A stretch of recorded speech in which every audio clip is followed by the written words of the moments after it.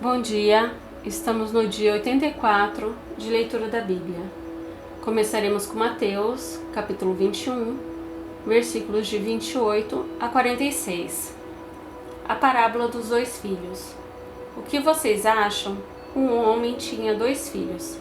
Chegando o seu primeiro, disse: Filho, vá hoje trabalhar na vinha. Ele respondeu: Não quero ir. Mas depois, arrependido, foi. Dirigindo-se ao outro filho, o pai disse a mesma coisa. Ele respondeu: Sim, senhor, mas não foi. Qual dos dois fez a vontade do pai? Eles responderam: O primeiro. Então Jesus disse: Em verdade lhes digo que os publicanos e as prostitutas estão entrando no reino de Deus primeiro que vocês. Porque João veio até vocês no caminho da justiça e vocês não acreditaram nele.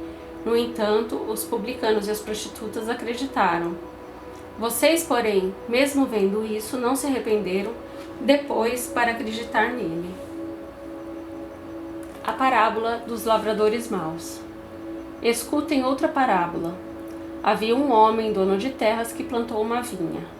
Pôs uma cerca em volta dela, construiu nela um lagar, edificou uma torre e arrendou a vinha aos lavradores.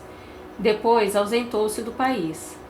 Quando chegou o tempo da colheita, o dono da vinha mandou seus servos aos lavradores para receber os frutos que cabiam a ele. Mas os lavradores, agarrando os servos, espancaram um, mataram outro e apedrejaram ainda outro. O dono enviou ainda outros servos em maior número e os lavradores fizeram a mesma coisa com eles. Por último, o dono da vinha enviou-lhes o seu próprio filho, pensando: O meu filho eles respeitarão. Mas os lavradores, vendo o filho, disseram uns aos outros: Este é o herdeiro. Venham, vamos matá-lo e ficar com a herança dele para nós. E agarrando, lançaram fora da vinha e o mataram. Quando, pois, vier o dono da vinha, que fará aqueles lavradores? Eles responderam: Fará perecer horrivelmente aqueles malvados e arrendará a vinha para outros lavradores, que lhe entregarão os frutos no tempo certo. Então Jesus perguntou: Vocês nunca leram nas Escrituras? A pedra que os construtores rejeitaram, esta veio a ser a pedra angular. Isto procede do Senhor e é maravilhoso aos nossos olhos.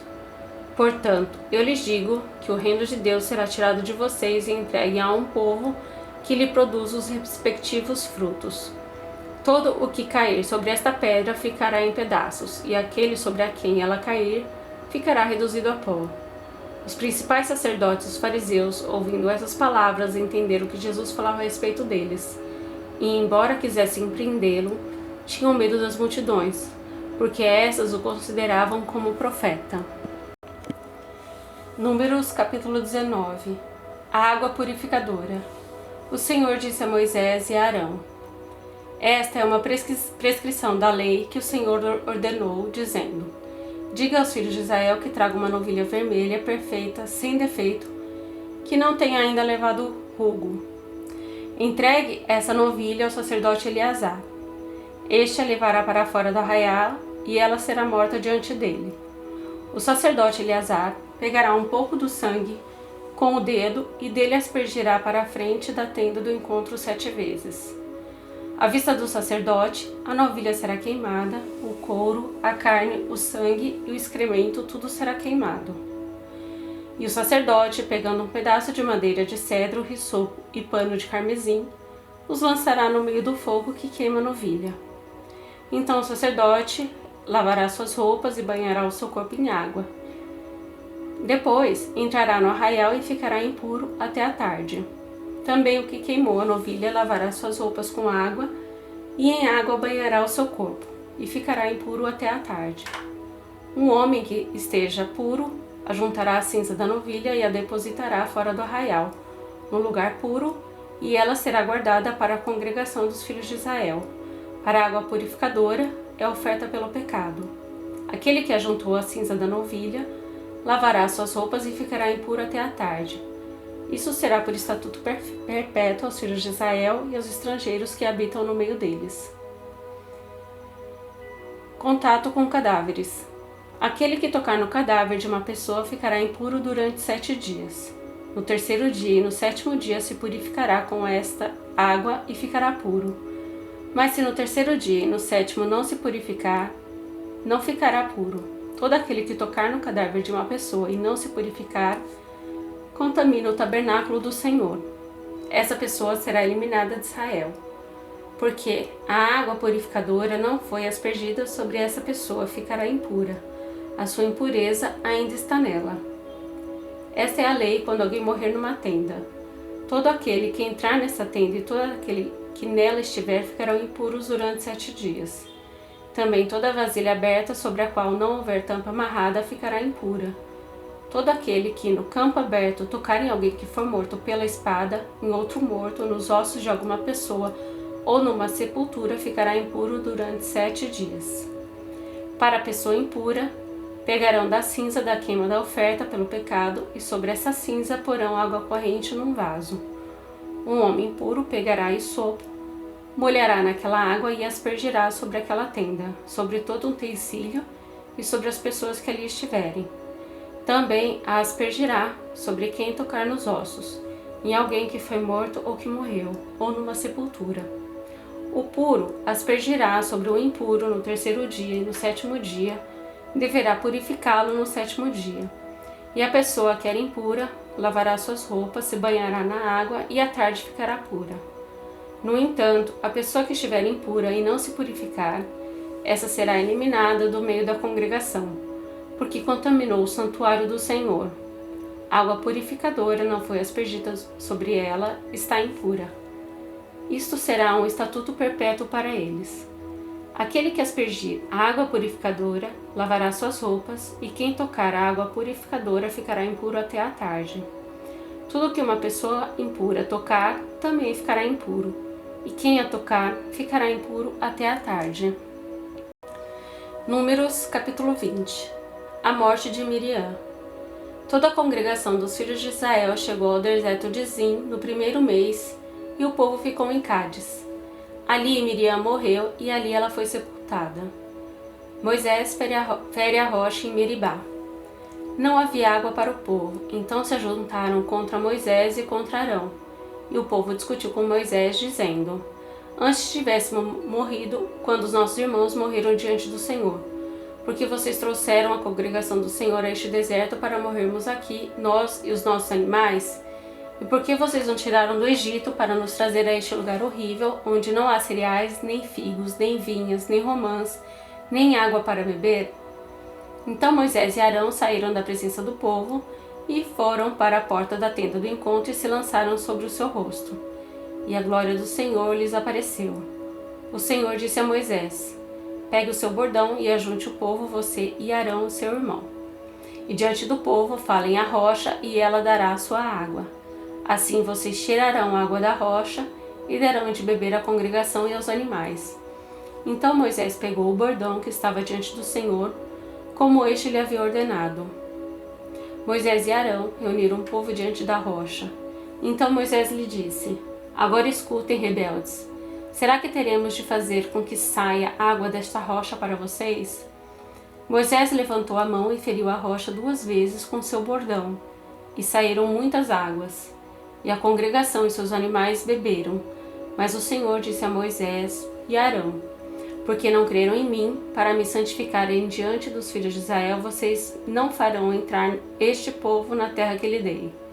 São estas as águas de Meribá, porque os filhos de Israel discutiram com o Senhor, e o Senhor se santificou neles. Moisés solicita passagem por Edom.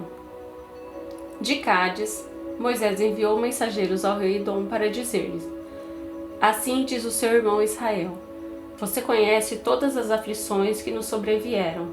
Sabe como os nossos pais desceram ao Egito, e nós moramos no Egito muito tempo, e como os egípcios nos maltrataram, a nós e aos nossos pais. Clamamos ao Senhor, e ele ouviu a nossa voz, mandou o anjo e nos tirou do Egito. E eis que estamos em Cádiz, cidade nos confins de seu país. Deixe-nos passar pela sua terra. Não passaremos pelo campo, nem pelas vinhas, nem beberemos a água dos poços. Iremos pela estrada real. Não nos desviaremos para a direita nem para a esquerda, até que passemos pelo seu país. Porém o rei de Edom respondeu: Não passem por aqui. Se o fizerem, sairei com a espada ao encontro de vocês. Então os filhos de Israel lhe disseram: Passaremos pelo caminho principal, e se nós e o nosso gado bebemos as águas de vocês, pagaremos o preço delas. Não queremos outra coisa a não ser passar a pé. Mas o rei de Edom respondeu: Vocês não podem passar. E o rei de Edom veio ao encontro deles com muita gente e com mão forte. Assim, os edomitas se recusaram a deixar Israel passar pelo seu país, e por isso Israel se desviou dali. A morte de Arão. Então partiram de Cádiz, e os filhos de Israel, toda a congregação, foram ao Monte Hor. O Senhor disse a Moisés e Arão no Monte Hor, nos confins da terra de Edom: Arão será reunido ao seu povo, porque não entrará na terra que dei aos filhos de Israel, pois vocês foram rebeldes à minha palavra nas águas de Meribá. Chame Arão e Eleazar, o filho dele, e diga-lhes que subam o Monte Hor. Depois tire as vestes sacerdotais de Arão e coloque-as em Eleazar, filho dele, porque Arão será reunido ao seu povo e ali morrerá. Moisés fez como o Senhor lhe havia ordenado. Subiram o Monte Hor diante dos olhos de toda a congregação. Moisés tirou as vestes sacerdotais de Arão e as pôs em Eleazar, o filho dele. E Arão morreu ali, no alto do monte. Depois disso, Moisés e Eleazar desceram do monte. Quando toda a congregação soube que Arão era morto, toda a casa de Israel chorou por Arão durante 30 dias. Eclesiastes, capítulo 11, versículos 9 e 10. A mocidade. Alegre-se, jovem, na sua mocidade, e que seu coração lhe dê muita alegria nos dias da sua juventude. Ande nos caminhos que satisfazem o seu coração e agradam aos seus olhos. Saiba, porém, que de todas essas coisas Deus lhe pedirá contas. Afaste do seu coração a mágoa e remova do seu culpador, porque a juventude e a primavera da vida são vaidade. Eclesiastes, capítulo 12. A velhice. Lembre-se do seu Criador nos dias da sua mocidade, antes que venham os dias maus, e cheguem os anos em que você dirá: não tenho neles prazer. Lembre-se do Criador antes que se escureçam o sol, a lua e as estrelas, e as nuvens voltem depois da chuva. Lembre-se dele antes do dia em que tremerem os guardas da casa, os seus braços, e se curvarem os homens que no passado eram fortes, as suas pernas, e cessarem os moedores da sua boca, por já serem poucos, e se escurecerem os que olham pelas janelas os seus olhos. Faça isso antes que as portas da rua se fechem e o ruído das pedras do moinho se torne difícil de ouvir. Quando você se levantar a voz das aves e todas as harmonias, filhas da música, começarem a desaparecer.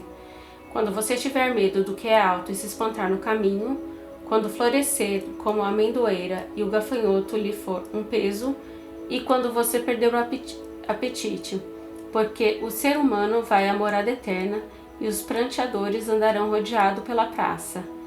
Lembre-se do seu Criador antes que se rompa o fio de prata, e se despedace o copo de ouro, e se quebre o cântaro junto à fonte, e se desfaça a roda junto ao povo. E o pó volte à terra de onde veio, e o espírito volte a Deus que o deu. Vaidade de vaidade, diz o pregador, tudo é vaidade. Conclusão.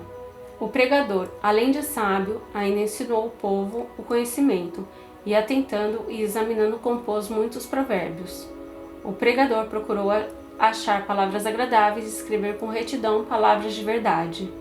As palavras dos sábios são como aguilhões, e as coleções de sentenças são como pregos bem fixados. Elas provêm de um único pastor. Além do mais, meu filho, leve em conta o seguinte: não há limite para fazer livros, e o muito estudar é enfado da carne. De tudo que se ouviu, a conclusão é esta: tema a Deus e guarde os seus mandamentos, porque isso é o dever de cada pessoa. Porque Deus há de trazer a juízo todas as obras, até as que estão escondidas, quer sejam boas, quer sejam más.